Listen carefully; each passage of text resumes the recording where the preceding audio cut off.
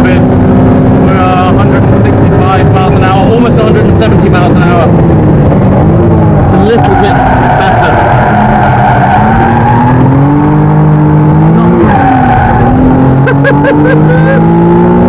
Like I said, way more fun with the ESC off. Silverstone. In many ways McLaren's home circuit, and certainly one of the most iconic tracks on the Formula One calendar, which today is host to a McLaren Artura event, a special occasion of which McLaren command the circuit exclusively for a number of days, offering VIPs the chance to drive their latest and greatest. And today I'm in Artura to find out just how well it hustles on a racetrack. Join me for the end, where things get leery. So first observations, this thing goes like hell, it hustles hard. I think the number one word for it is confidence, very quickly followed by speed. The pace it picks up, as I mentioned, you'll look down at that speedo and go, is that kilometers an hour? And you very quickly realize it's miles an hour. The momentum it builds off the back of the torque it's got.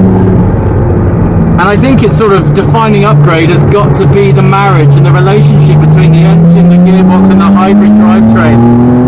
That's a really difficult thing for engineers to get right. And out of corners, particularly that slingshot effect after the apex, the way that the extra torque comes in from the hybrid system just eliminates all conventional turbo lag.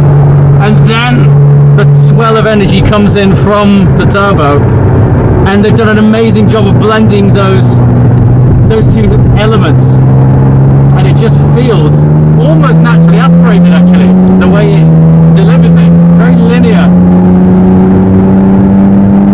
The other thing I'd say is, when it does let go, it's a relatively short wheelbase, but when it lets go, it's one of the friendliest cars I've experienced. Like, it's not intimidating at all. Just gonna let this 620R go. Yes, it's not intimidating at all. I think the only thing it could possibly improve is the brakes, but again, it's not actually a track car, this is a road car. But I think with stickier tyres and better brakes, and let's face it, what we're talking about here is what the LT version will ultimately be. And they've done a flipping good job of weight saving too. It's, you know, in the 1500s, in the 1500 kilogram area, which for a hybrid is pretty serious. And I think it disguises that weight well. I'm really impressed. Really impressed. It'll be fascinating. I'm now drawing comparisons to what else is out there that's the daily driver supercar combo. And the immediate thing, obviously, that comes to mind is a 911 Turbo S. I'd be fascinated to do it back to back with a Turbo S and this, to see how they each hold up, but as a platform. Yeah. Right, first impressions for a do-it-all platform, a daily driver supercar that you can take to the track. Obviously ridiculous. On the road, you wouldn't get anywhere near it. The performance is just ballistic. The only takeaway right now is the brakes actually were, I would go so far as to say, a little bit of a letdown. Now, I'm going to caveat that, and we're going to go out again, because I've just spoken to, name drop, Bruno Senna, and he reckons it's because we were driving with the ESC on. Now, ESC on this does quite a lot of things other than just help the brakes. It helps the car rotate. It's braking the rear brakes as you're going along, and we think, based on the way it's being driven, because it's on a road car compound on these tires, we think the ESC is being overloaded and affecting the brakes. So we're going to go out, turn the ESC off, and see if that has any help on mitigating the brake fade, which I've just experienced. Then we're going to come back and do a final debrief. Okay, so we're back out. ESC off. Track.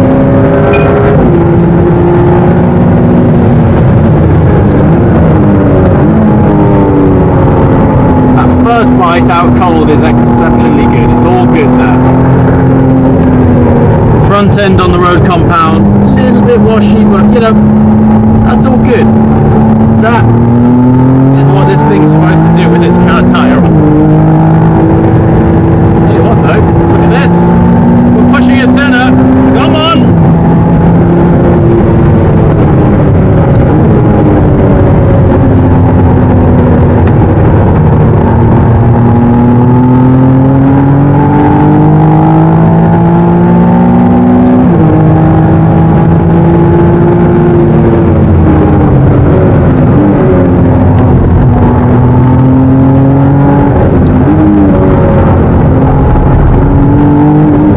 Torque fill out the apex, out of the corner, is so good. It's a proper slingshot effect.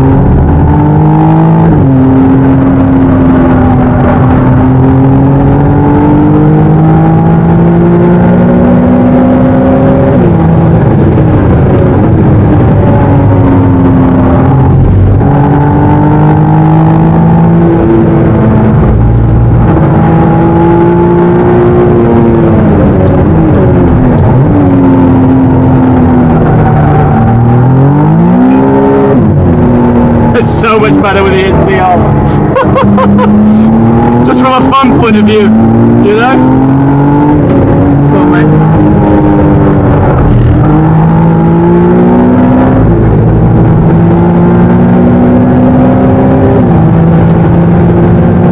This will be interesting. Do you know something? I think the brakes are better with the ESC Off.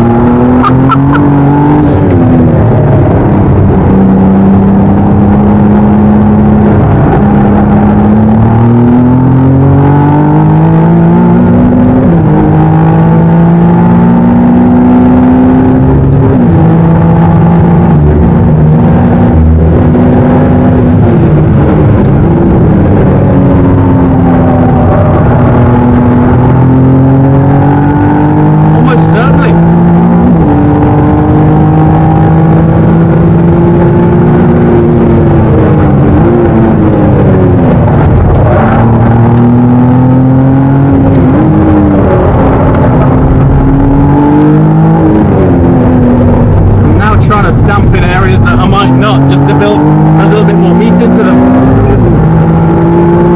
See what we can do at the end of this straight. This is where the real big scrub is. We're 165 miles an hour, almost 170 miles an hour. It's a little bit better.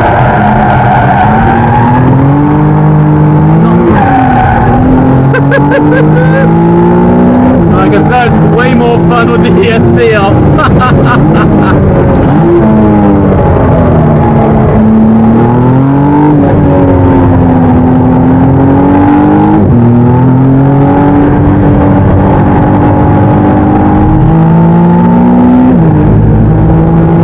It's way more fun with that off. I'm going to say that the braking is a bit better.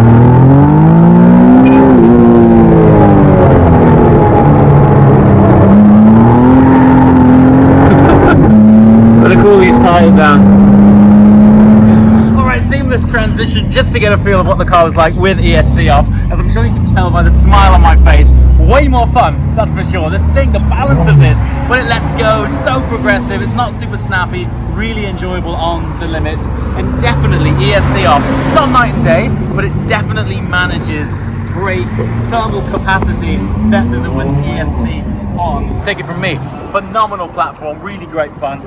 I'm really glad that I had that feedback and tried that. What can I say? McLaren have gone and done the job again. I think this is going to appeal to a new type of McLaren customer as well. It's not quite as hardcore as the 570 might be, but this is where it started.